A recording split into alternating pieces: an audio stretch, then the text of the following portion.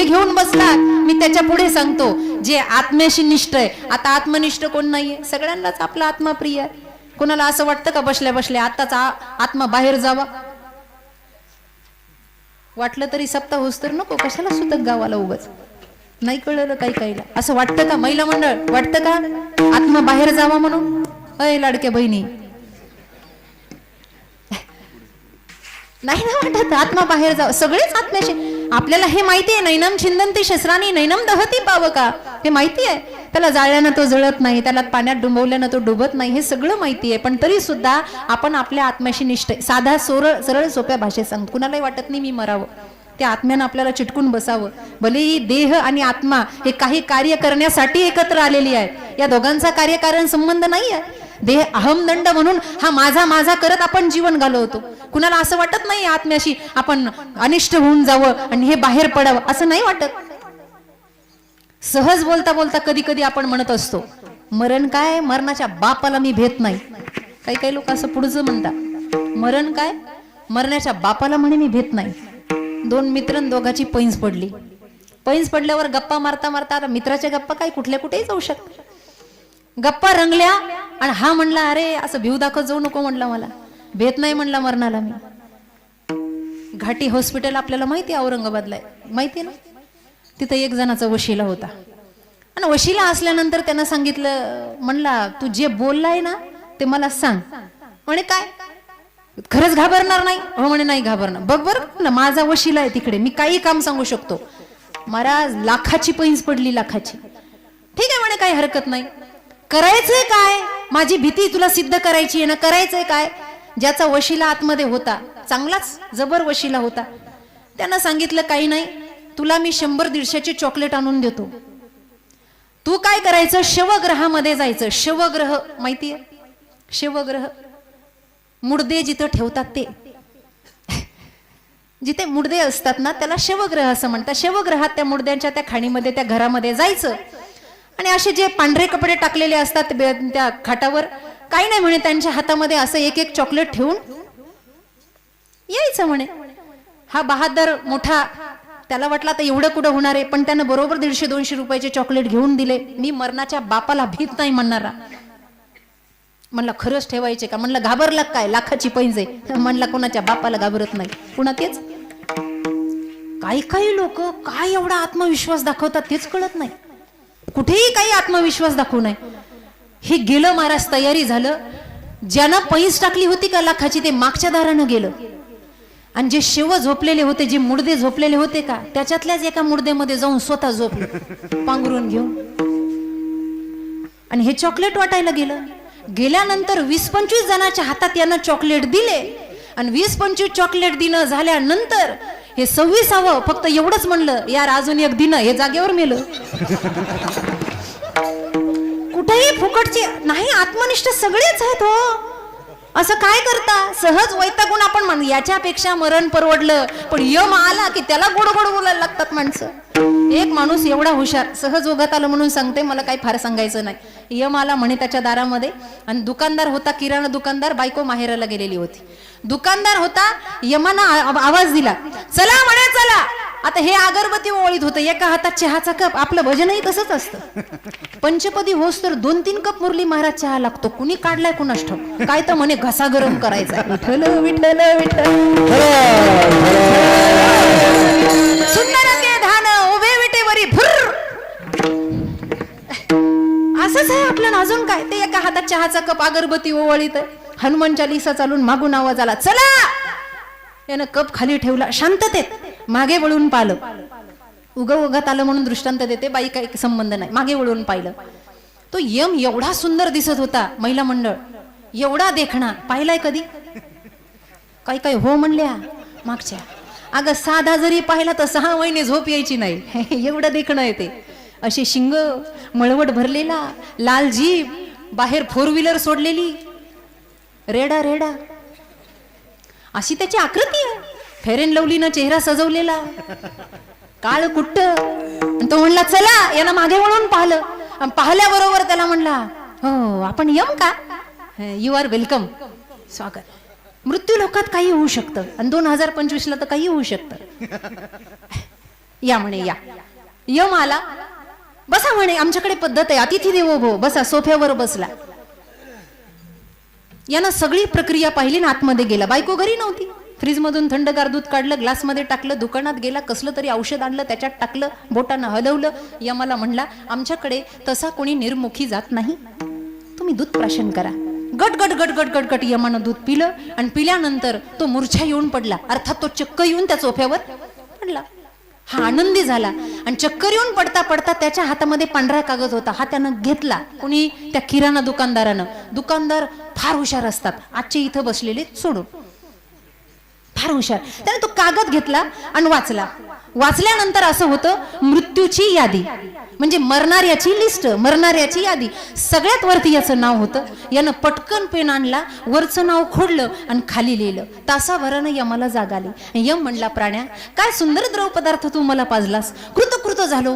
वरती सुद्धा एवढं सुंदर पेय नाही आहे. तुझ्या प्राशन केल्यानं माझं अंतकरण प्रसिद्ध झालं, सिद्ध झालं, आणि म्हणून मी आता तुला वरदान म्हणून एक प्रक्रिया करतो. म्हणे, काय करता यमराज? काही नाही म्हणे, मरणाऱ्याची सुरुवात वरून करणार होतो, आता खालून करतो. कुठेही काही जमत नाही, आमचा आत्मा बाहेर जावा असं वाटत नाही, पण तुकोबरायांना थोडंसं वेगळं म्हणायचंय. आत्मनिष्ठ आहेत, उपासना चालू आहे, सोहम नाम जप चालू आहे. अहो, जीवन मुक्त होण्याच्या तयारीपर्यंत आहेत. पण तुकोबराय म्हणतात, तरी सुद्धा भक्ती सुख त्यांना दुर्लभ आहे. कसं दुर्लभ आहे? एकदा भजन करा. विठ्ठल विठ्ठल. ब्रह्मानंदाचा आनंद घेणारा ब्रह्मानंदी, ज्यानं ब्रह्म जाणलंय, बस आता तो जीवन मुक्त आहे. ब्रह्मानंद जाणला, ध्यान लागलं त्याचं, त्याला ब्रह्माशिवाय, अखंड तेजाशिवाय त्याला काही दिसत नाही. अशा अवस्थेत तो आहे. त्या ब्रह्मानंदाचा आनंद एकीकडे, ब्रह्मानंदाचा आनंद एकीकडे, आणि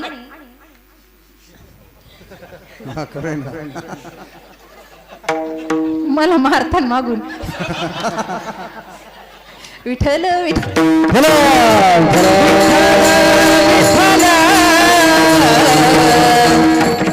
नेमकं कोणत्या गावाला असंच होतं पंडित दादा, महाराज किरकोळून चोपदार असा. काही दिवसांनी कडेवर मला आणतात का काय कोणाच ठाऊक आहे. असंच होतं. काय चाललं होतं आपलं? नाही, कीर्तन होतं. ब्रह्मानंदाचा आनंद एकीकडे. तर ब्रह्मानंदाचा आनंद एक परार्ध संख्या, आणि त्या एक परार्ध संख्येनं जर त्या ब्रह्मानंदाच्या आनंदाला गुणलं, हे गणित आहे थोडंसं. आता एक परार्ध म्हणजे किती? आपल्याला थोड्या थोड्या संख्या सांगता येतील. एकम, दशक, शतक, सहस्र, लक्ष, दशलक्ष, इथपर्यंत, लक्षापर्यंतच पाहिलंय, पुढे गेले नाही अजून. लक्ष त्याच्या पुढे नाही. ठीक आहे. एक परार्ध म्हणजे एकावर 18 शून्य, एक परार्ध. एवढ्या एक परार्ध संख्येनं जर ब्रह्मानंदांना गुणलं आणि भागिले म्हणून जर काही आलं, तर तुकाराम महाराज म्हणतात, ते सुद्धा खऱ्या भगवत भक्तासमोर शून्य आहे. विठ्ठल विठ्ठल.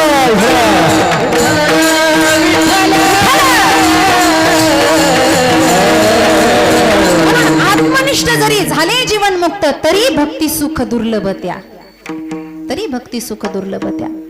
त्याला ते भक्ती सुख नाही आनंद उपभोगता येत त्याचा. त्याला त्या गुणांमध्ये रमावं लागतं, त्याला त्या चिंतनामध्ये डुबावं लागतं, भजनानंदामध्ये नाचावं लागतं. म्हणून ऐका, अखंड माझ्याकडे लक्ष द्या तुम्ही. माझ्याकडे काही नाही, साप नाही निघला, विंचू नाही, काही नाही. माझ्याकडे बघा. हा आनंद घेण्यासाठी तर 21 वर्ष झाली आपण सप्ताह करतो. ही गायक वादक मंडळी येतात. हा हरिनामाचा खिचडी कालाच आहे. आज 20-21 वर्ष झाले, किती दहीहंडी फुटली आहे. आपण काल्याचे कीर्तनकार सांगता, ती दहीहंडीसाठी असणारं ते मडकं भाग्यवान आहे. भाग्योदयेनं बहु पुण्येनं समर्जितेनं. मडके कुंभाराने अनेक घडवले, पण ते कुठे कसे उपयोगाला आले हे मला मराठवाड्यात सांगायची गरज नाही. आपण सगळे ज्ञानी आहात. आपल्या सर्वांना माहिती आहे ते मडके कुठे कसे वापरल्या जातात म्हणून. पण तरी सुद्धा एखादं भाग्यवान काल्याच्या कीर्तनामध्ये रंगरंगोटी करून त्या हरिनामाच्या त्या रंगानं रंगतं की नाही रंगत? रंगतच ना. तसा 3.5 हाताचा हा देह जोपर्यंत भजनानंदामध्ये दंग होत नाही ना, तर त्या भक्तीचा भाव आपल्याला कळत नाही. तो कळत नाही.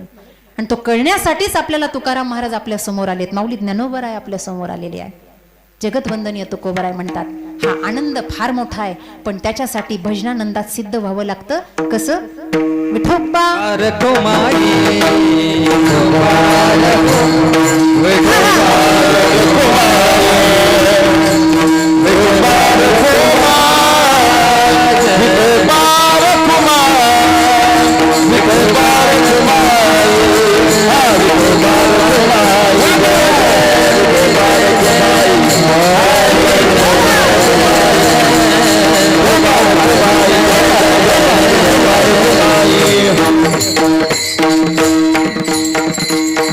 आता बघा 21 वर्ष झाले, पण भजन तुम्ही कसं केलं? आता केलं का? नाही.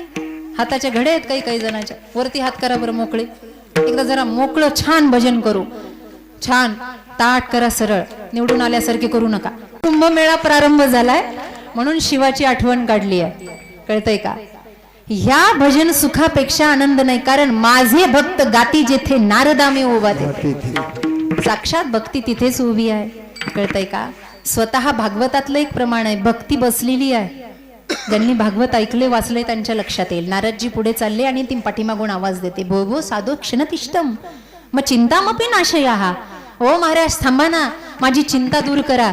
नारद मुनींनी मागे बघितलं तर बघतात काय, भक्ती माता तरुण आहे आणि तिच्या मांडीवरची मुलं वयस्कर आहेत. ज्ञान आणि वैराग्य. मग हाच दृष्टांत आपल्याला हे शिकवतो की भक्तीच्या समोर ज्ञान वैराग्य काहीच नाही. कारण ज्ञान वैराग्य टिकवायचं असेल तर भक्तीचं सामर्थ्य मोठं असावं लागतं. जसं अन्न शिजवण्यासाठी उदक अग्नी धान्य झाल्या घडे पाक एका विन एक कामा नये, तसं ज्ञान वैराग्य टिकवण्यासाठी भक्ती सामर्थ्य असावं लागतं. पण तुकोबराय म्हणतात, अहो एवढं सोपं नाहीये ना.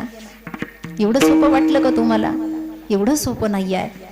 एवढं सगळं फिरलो, सोपं नाही, सोपं नाही. महाराज तुमच्यासारखे संत मांदियाळी जर म्हणतात हे सोपं नाही, मग काय देव आमच्यावर कृपा करणार नाही का? महाराज म्हणले, जे म्हणायचंय तेच तुमच्या तोंडून निघालंय. कृपा करील नारायण,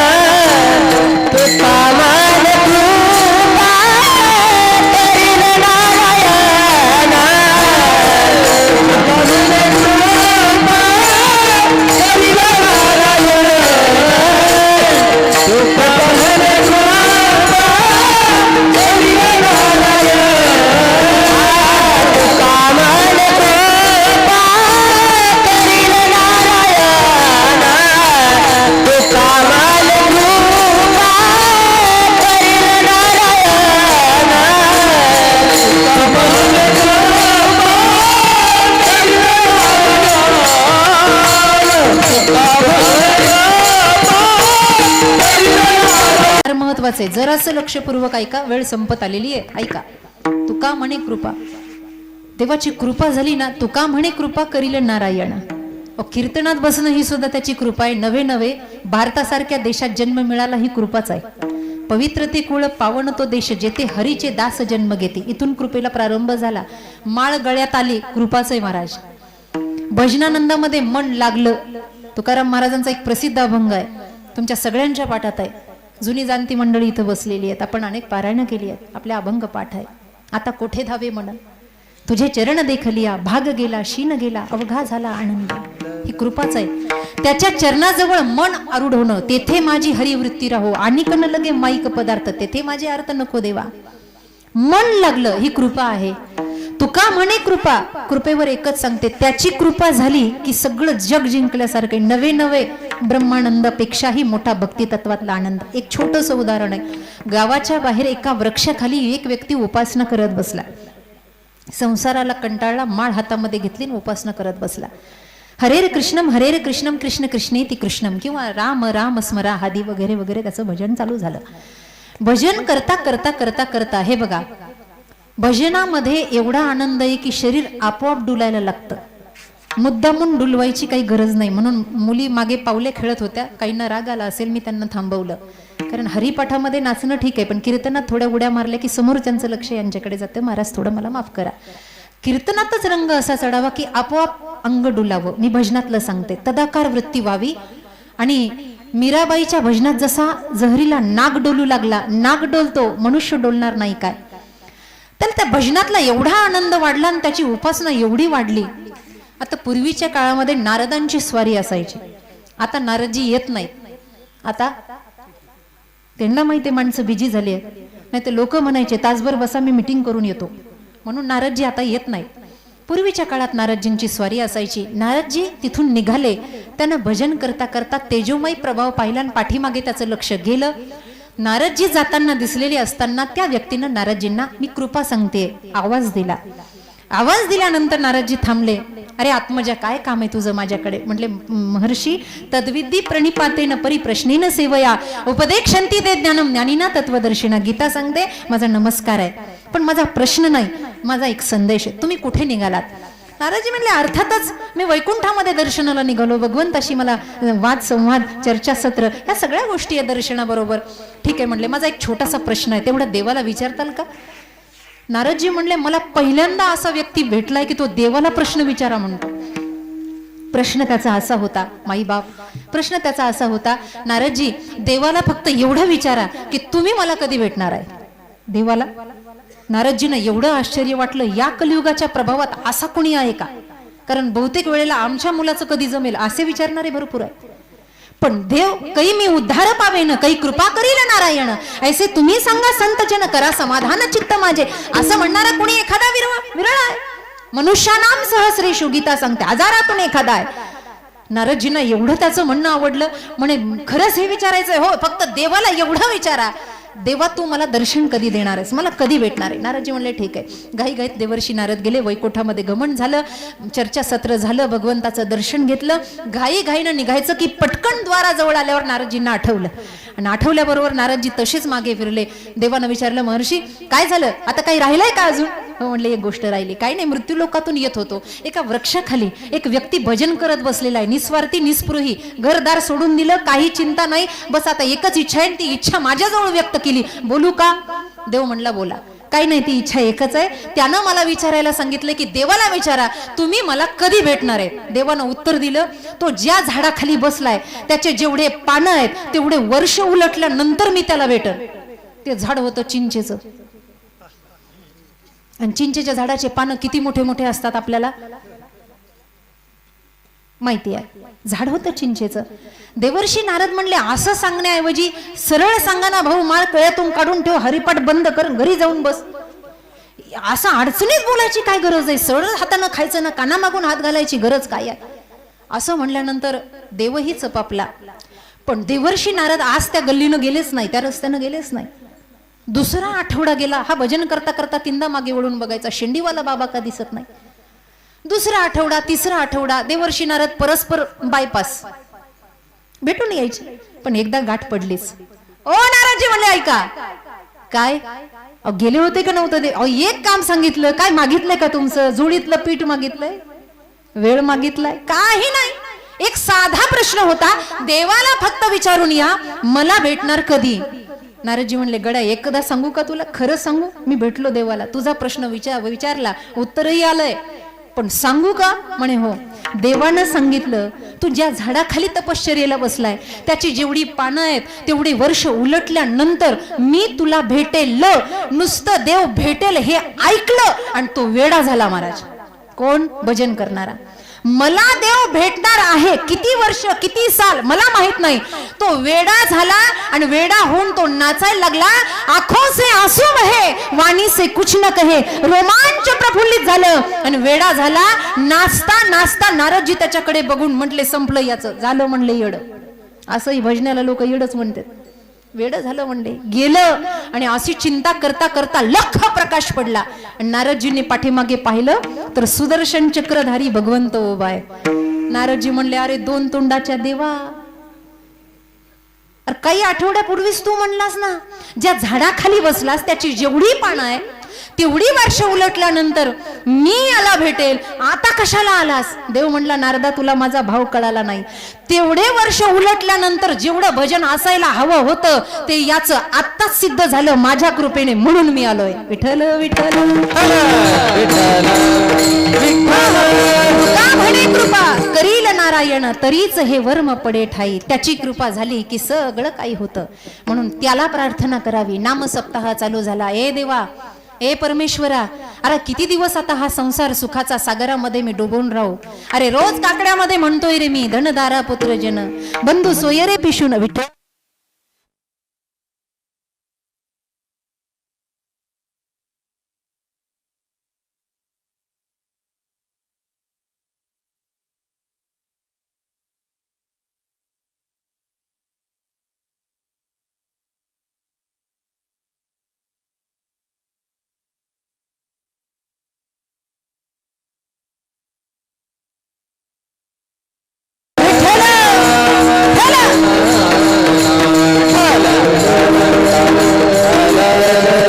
कधीतरी म्हणा, हे परमेश्वरा, देवाला बोललं की देव साधतो, बरं देव मिळतो.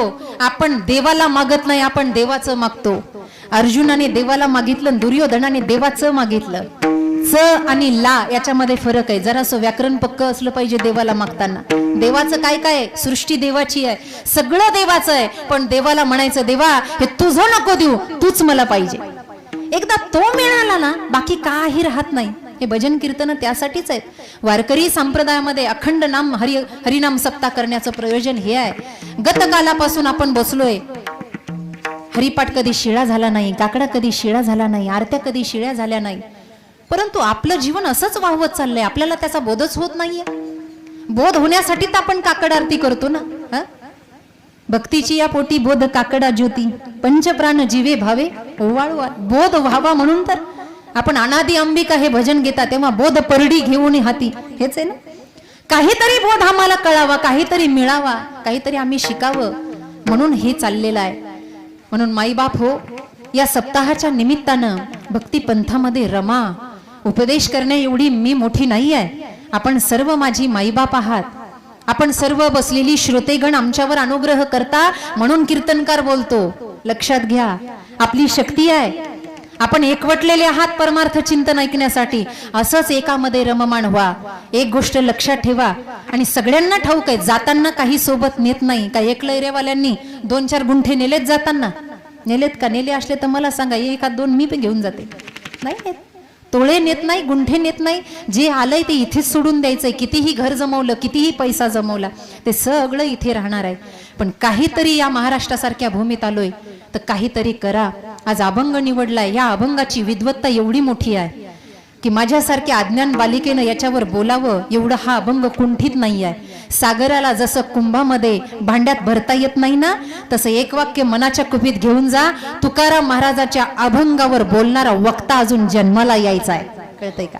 हा अभंग पूर्णपणे कोण सोडू शकेल? ज्ञान गंगा आहे तुकाराम महाराजांचे अभंग म्हणजे. माऊलींची ओवी म्हणे, साच आणि मवाळ मितले आणि रसाळ शब्द जैसे कल्लोळ अमृताचे. फार मोठा साठा आहे. म्हणून या विद्वत्तापूर्ण अभंगावर मी काय बोलेल, पण जाता जाता एक सांगून जाईल. जीवन व्यर्थ घालायचं नाही, चारवाकासारखं जीवन जगायचं नाही.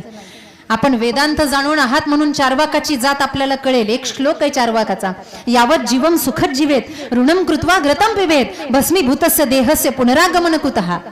याचा असं आहे, चारवाकाचा एक प्रकार आहे, यावत जीवम सुखद जीवेत, आहेत आनंदात जगा. मग काही लोक म्हणले, का हो आनंदात जगायसाठी पैसा पाणी लागेल ना? ते म्हणले मग त्याच्यासाठी अडचण काय आहे? मग ऋणम कृत्वा घृतम पिबेत, ऋण काढा सण करा. असे हुशार आहेत काही काही जन्माला आलेले. ऋण काढायचं दिवाळी करायची. चारवाक आहेत बरं. यावत जीवम सुखद जीवेत ऋणम कृत्वा घृतम पिबेत. मग त्यांना लोक म्हणले, अहो ऋण काढल्यावर सण करायचा, मग ऋण फेडायचं नाही का? ते म्हणले, नाही फेडायचं. मग भस्मीभूतस्य देहस्य पुनरागमन कुतः. एकदा मेल्यावर ते काय सरनात उडी मारणार आहे काय?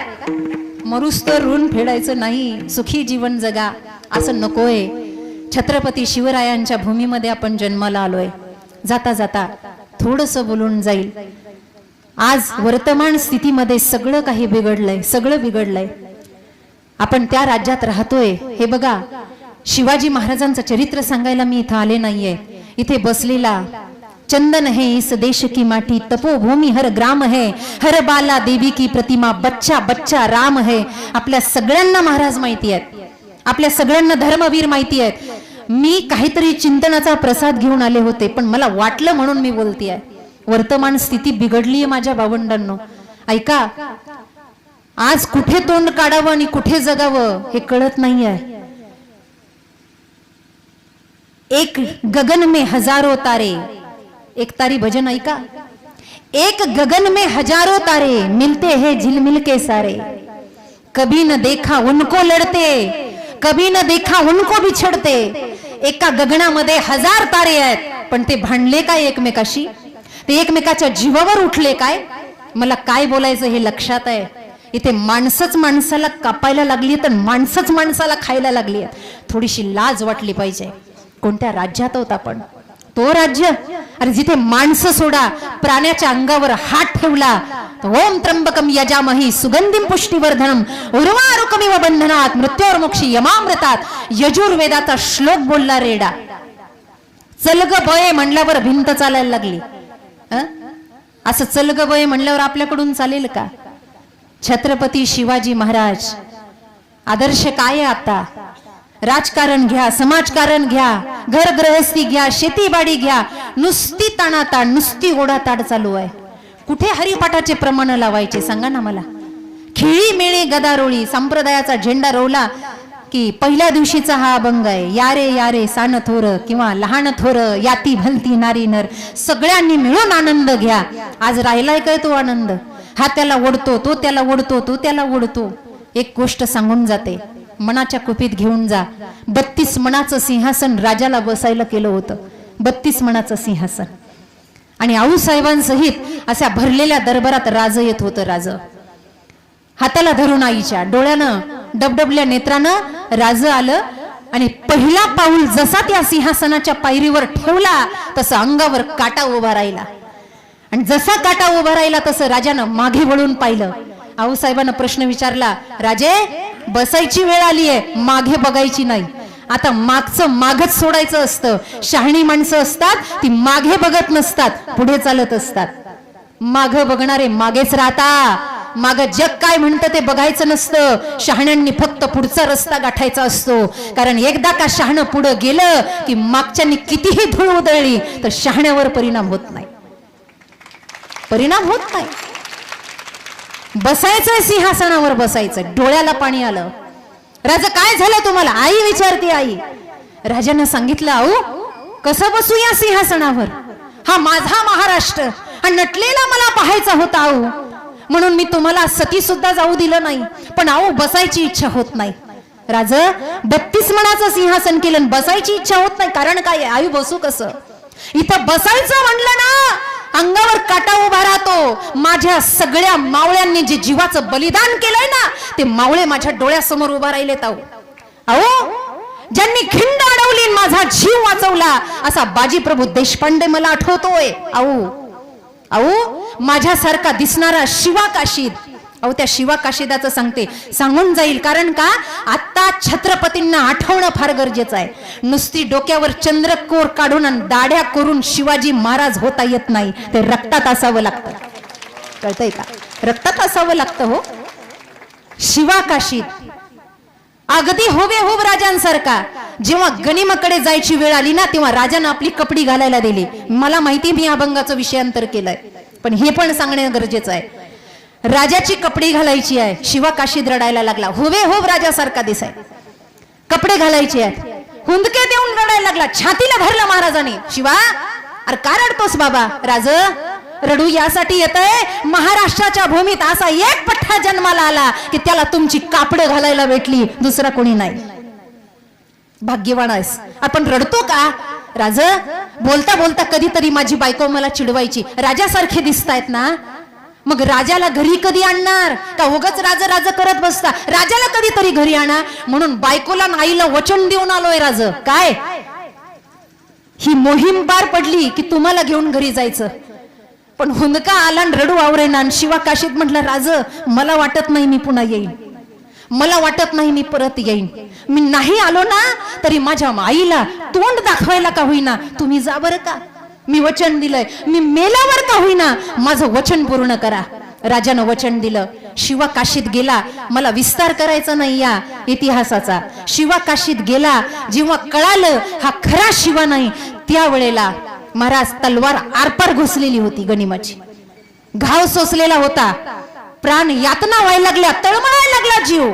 आठवा तो इतिहास आज त्या महाराष्ट्रात राहतो की एक शिवा दुसऱ्या शिवासाठी जीव देतोय आणि आज आपण सख्याच भावाच्या जीवावर उठलोय. कुठे पडलाय महाराष्ट्र, कुठे गेली भारताची संस्कृती?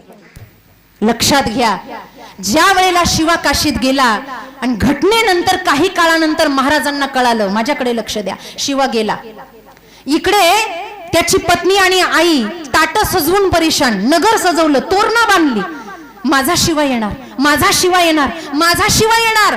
घाई घाईनं राजा निघालं.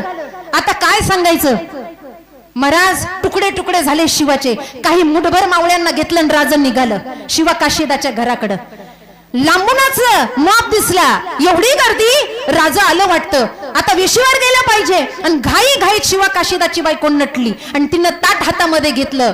पण जसा जसा मॉब जवळ येत होता तसं तसं जुन्या जाणत्या माईला कळालं आणि तिनं त्या पत्नीच्या हातातलं ताट घेतलं. ती म्हणली, थांब, तुझ्या हातातलं ताट माझ्या हातात दे. का? थांब, तुला माहिती नाही. आईला सगळं कळालेलं होतं, मोपाचं चलणं काय आहे, राजा कसा चालतोय, राजाची मान कशी आहे, याच्यावरून त्या आईनं सगळं शोधलं आणि तिच्या हातातलं ताट आपल्या हातामध्ये घेतलं, तिला उभी केलं. जसं जसं राजा जवळ येतंय शिवा काशीदाची आई पुढे झाली आणि सुनाला मागं केलं, कारण हिला आघात सहन होणार नाही. शिवा काशीदाची आई पुढे झाली, राजा समोर उभा आहे, डबडबल्या डोळ्यानं राजा माईकडे आईकडे पाहतोय. हिनं आरती ओवाळायची, आरतीच्या ताटाला हात लावला. आई, अगं ओवाळू नकोस ग, कोणत्या अंतकरणानं तुला सांगू की तुझा शिवा संपलाय, कोणत्या अंतकरणानं सांगू? आईनं सांगितलं, शिवबा सांगायची गरज नाही, जेव्हा दाबके चरण हलके पाऊलं पडत होते ना तेव्हा खालची माती सांगत होती माझा शिवा गेलाय. ताट हातातलं पडलं आणि राजाच्या कमरेला कवळून मिठी मारली आणि आई धाय मोकळून रडायला लागली. सावरलं आईला आणि राजानं विचारलं, माय, मुलगा गेला म्हणून रडतेस का? शिवा काशीदाच्या आईनं सांगितलं, नाही राजा, लेक गेला म्हणून रडत नाही, मला पश्चाताप होतो की मला एकच लेक होता जो तुमच्या कामी आला. आई, पृथ्वीनं मला दुसरा लेक द्यायला पाहिजे होता, तो सुद्धा तुमच्यासाठी पणाला लावला असता, म्हणून माझ्या डोळ्यात पाणी आहे. जेव्हा 32 मनाचं सिंहासन चढायचं ना, राजानं मागं वळून यासाठी पाहिलं, अहो शिवा काशीदाची माय दिसते मला, कसं बसू या सिंहासनावर? प्रत्येक मावळ्याचा विचार करणारा राजा होऊन गेलाय. आणि आता कोणाचाच विचार राहिला नाही. उठलं सुटलं, याचं घर बरबाद कर, त्याच्या मागे लाग, याला उद्ध्वस्त कर. अरे कोणत्या राज्यात राहतोय, कोणत्या शहरात राहतोय, कोणत्या देशात राहतोय, याचं भान ठेवा. आणि हे भान राहावं म्हणूनच अखंड हरिनाम सप्ताह. विठ्ठल विठ्ठल.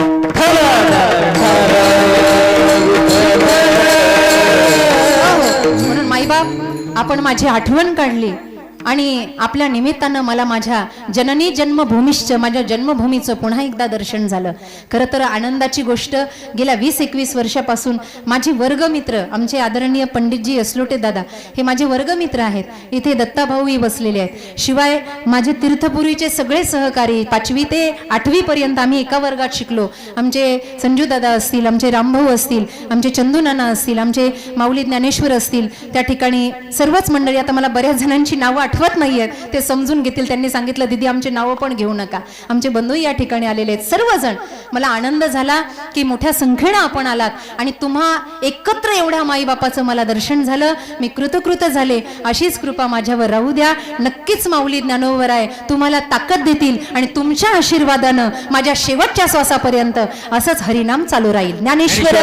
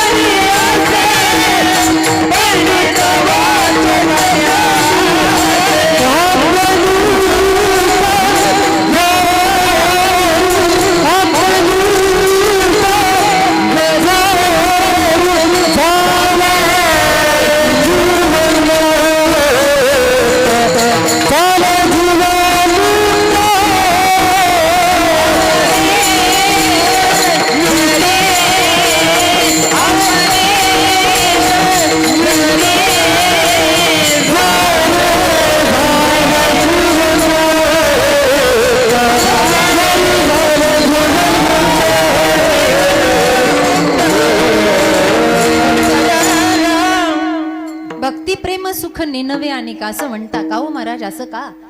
बरोबर आहे, ही भक्ती छान आहे, भक्ती अविर्भूत भावानं आम्ही जपली, भक्तीतला अनुभव आहे.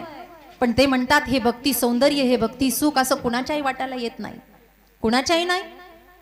पंडिताच्या तरी आलं पाहिजे ना. पंडित जो त्रिकाळ संध्या जाणतो, जो संतांची सेवा करतो. पंडा वेगळा आणि पंडित वेगळा. काशीला पंडा बघायला भेटतो. काशीला गेलत ना आपण कधी? काशीला तिथं बघा, आई वडिलाच्या नावानं लगेच ते लोक असे जमा होतात. तुमची आई गेली आहे का? मग इथे 1000 रुपये ठेवा, तुमचं कल्याण होईल, आईला मोक्ष मिळेल. हे पंडा.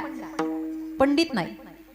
ज्यांना लिखाण करता करता, वर्णन करता करता अंतरंग ज्यांची साधना परिपूर्ण झाली, पंडित. पण इतका मोठा पंडित असला पण तरी सुद्धा त्याच्या जोडीला जर त्याला गची बाधा झाली, अभिमान झाला, त्याला भक्ती काय करणार आहे? इथे 4 अभंग पाठ आहेत, 9-10 ओव्या पाठ आहेत, तरी आम्हाला कार्यक्रमाला गेल्यावर खुर्ची पाहिजे बसायला. खुर्चीशिवाय आम्ही खाली बसत नाही. लोक महाराज म्हणले की आम्हाला नमस्कारच केला पाहिजे, आमची व्यवस्था झाली पाहिजे.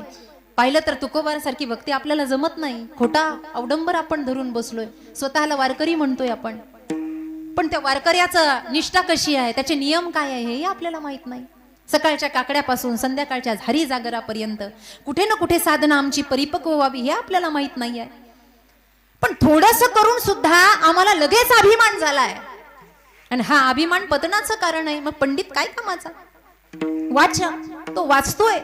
ज्ञानेश्वरीच्या त्या ग्रंथांवर हात फिरवणं सुद्धा पुण्याचं काम सांगितलंय. पण नुसता हातच फिरवायचा का? मग कधीतरी गुडार्थ दीपिका जाणून घ्यायचीच नाही का? असं आहे, महाराष्ट्रात जन्माला आल्यानं, महाराष्ट्रात जन्माला आलेल्यानं मरण्याच्या अगोदर एकदा तरी ज्ञानेश्वरी वाचावी. एकदा तरी. वाजवायच्या असतील तर जोरात वाजवा, मी काही टाळ्यावरचा महाराज नाही. वाजवल्या का नाही वाजवल्या काय काय, मरायच्या अगोदर वाचावी ज्ञानेश्वरी, एक तरी ओवी अनुभवावी म्हणतात. कारण का? ते वाचन असं आहे, असतोमा सद्गमय तमसोमा ज्योतिर्गमय मृत्युर्माम अमृतम गमय. ज्ञान होतं, पण पुन्हा ज्ञान झालं की पुन्हा गची बाधा वाचका आणि ज्ञानी असी. तसं तर ज्ञानाचे 10 प्रकार आहे. योग सिद्ध झाला की माणसाला ज्ञान होतं. योग सिद्ध झाला. माऊली ज्ञानोबर आहे तर म्हणतात योग इतका सोपा आहे, इतका सोपा आहे, आपल्याला योग हा शब्दही काही वेळेला नीट म्हणता येत नाही. कुंडलिनी जागृत झाली की ज्ञान होतं, परंतु अशा ज्ञानाला सुद्धा भक्ती सुख दुर्लभ आहे म्हणतात. योग सिद्ध झाला की, पण योग सिद्ध करायला थोडंसं विषयांतर होईल. पण ऐका, श्रोत्रिय ब्रह्मनिष्ठ सद्गुरूंची सानिध्य प्राप्त झालं तर योग्य सिद्ध होतो, नाही तर योग सिद्ध होत नाही. आता दत्त जयंतीला आपण बऱ्याच वेळेला अभंग गातो, म्हणतो पहिलं मेरूच्या शिखरी तो योगी निरंकारी, मुद्रा लावणी खेचरी प्राणायामी बैसला. पहिलं मेरूच्या शिखरी. पहिलं म्हणजे पलीकडे, मेरू म्हणजे डोकं. हे अष्टचक्र भेदन आहे. या अष्टचक्र भेदनानंतर महाभगवती कुंडलिनी आपल्या गुदद्वारापासून काही अंतरावर नाभीच्या खाली सर्प आकारानं वेटाकळून बसलेली आहे. गती आणि गरमी वाढली, काही आसनं सिद्ध झाली की त्या ठिकाणी अंतरकुंभक, बहिर्कुंभक, रेचक असे प्राणायाम झाले. किती उत्कंठित होते, ती हळूहळू जागी होते. आपण ज्ञानेश्वरीचा 6वा अध्याय वाचलेला, मला फार त्याचा विस्तार करायचा नाही. हे पंडित, वाचक, ज्ञानी याच्यामध्ये योग सिद्ध करणारे काही वेळेला भेटतात. आता तुकोबांनी असं वर्णन केलेलं नाहीये, पण तो योग सिद्ध झाला की ज्ञान होतच ना बाबा. ज्ञानाच्या विविध कला आहे. भजन केलं ज्ञान सिद्ध होतं. आणि कुंडलिनीसाठी फक्त योगच नाहीये, निष्ठावानानं भजन जरी केलं, आम्ही गातो पण लोकांना ऐकण्यासाठी नाही, आम्ही तदाकार होण्यासाठी गातो असं म्हणलं की कुंडलिनी जागी होते. वाजवणाऱ्याची कुंडलिनी जागी होते, तर पारायण करणाऱ्याची कुंडलिनी जागी होते, कीर्तन करणाऱ्याची. तुम्ही बघा, साधं मंदिरातून जाऊन आलं. छोटं उदाहरण सांगते. एखादा व्यक्ती निष्ठावंत भावानं जर मंदिरात चालला, थोडं जड आहे ऐकायला, मला माहिती आहे पंगत झालेली आहे, झोपा येतील साहजिक आहे, पण ऐका. एखादा व्यक्ती निष्ठावंत भावानं मंदिरात जायची इच्छा करतो, त्याचा मंदिरात जाण्या अगोदरचा चेहरा बघा आणि मंदिरातून दर्शन घेऊन आल्यावरचा चेहरा बघा, त्याच्यावर थोडं का होईना तेज असतं. ही भगवंताची जादू आहे, ही किमया आहे, ही कृपा आहे त्याची. मग आता कुंड कुंडलिनी जागृत वाल्याचं किती मोठी महिमा असेल, पण त्याच्यासाठी काही क्रिया सांगितल्यात. यम, नियम, आसन, प्राणायाम, प्रत्याहार, अष्टांग योग साधना सांगितली. अंतरकुंभक, श्वास घ्यायचा, रोकायचा किती वेळेला, बाहेर सोडला तो बाहेर जाऊन रोकायचा किती वेळेला. हे जर ज्ञान सांगणारा गुरु जवळ नसलं तर मरण येईल. डाव्या नागपुडीनं घ्या, उजवीनं सोडा असं सांगणारा एखादा पाहिजे का नाही? आमच्या सोसायटीत मेला एक जण, घेतला आणि सोडलाच नाही. किती सोडायचंय, किती वेळ रोकायचंय माहित नाही. मग महाराज या सगळ्या प्राणायामाची साधना करत असताना अष्टचक्राचं भेदन करायचंय. गुदद्वारापासून आपल्या ब्रह्मरंध्रापर्यंत अष्टचक्र आहे. हे भेदन करत करत जायचं. कारण का, ब्रह्मरंध्रामध्ये अमृताची वाटी आहे. बरं का महिला मंडळ, वाटी वाटी, माझ्याकडे लक्ष द्या. वाटी आहे, तुम्ही म्हणता चांदीची का सोन्याची? एक छोटासा असा खड्डा आहे, त्याला वाटी असं म्हणतात. त्याच्यात अमृताचा रस आहे. या अष्टचक्राचं भेदन झाल्यानंतर ती महाकुंडलिनी भगवती जी सर्पाच्या आकारामध्ये इडा, पिंगला, सुषुम्ना या नाड्यांच्या अवतीभोवती सर्पाकार बसलेली आहे. म्हणजे साप नाही, ही सगळ्यांच्याच पोटात आहे, उदरात आहे. आणि ही जेव्हा ब्रह्मरंध्रापर्यंत पोहोचते तेव्हा ती अमृताची वाटी हलते आणि त्याच्यातला काही द्रव, काही अमृत ज्या वेळेला ती ग्रहण करते त्यावेळेला कुंडलिनी सिद्ध होते. हे मी संक्षिप्त मध्ये सांगितलं, विस्तार 6व्या अध्यायात आहे. याच्यासाठी मुद्रा लावायच्या आहेत. मग खेचरी मुद्रा करायची आहे. त्या खेचरी मुद्रेसाठी महाराज आपली जीभ बाहेर काढून पहिल्यांदा बघावी, ती नाकाला लागते का काय. लगेच काढू नका, घरी गेल्यावर प्रयोग करू शकता. मग ती जीभ बाहेर लांब व्हावी याच्यासाठी एक छेदन क्रिया सांगितलेली आहे. काय, आपली जीभ वरती केली की एक रेष असते, आहे ना रेष, पाहिलीचाच पडून एक रेष असते, तिला केसा इतकी धार मारायची आणि हरडानं तिला 6 महिने घासायचं.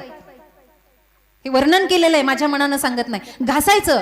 असं झाल्यावर पुन्हा 6 महिन्यानं तिचं छेदन करायचं. का, ती जेव्हा आतल्या गर्भभागामध्ये जाईल त्यावेळेला खेचरी मुद्रा लागेल आणि भ्रुकुटावर ध्यान केंद्रित होईल. याच्यासाठी असं करायचं. आणि दुसरा एक उपयोग आहे, जर असं करता नाही आलं तर रोज बसल्या बसल्या अशी जीभ बाहेर काढायची आणि हळूहळू ओढायची, म्हणजे ती लांब होईल आपलीच.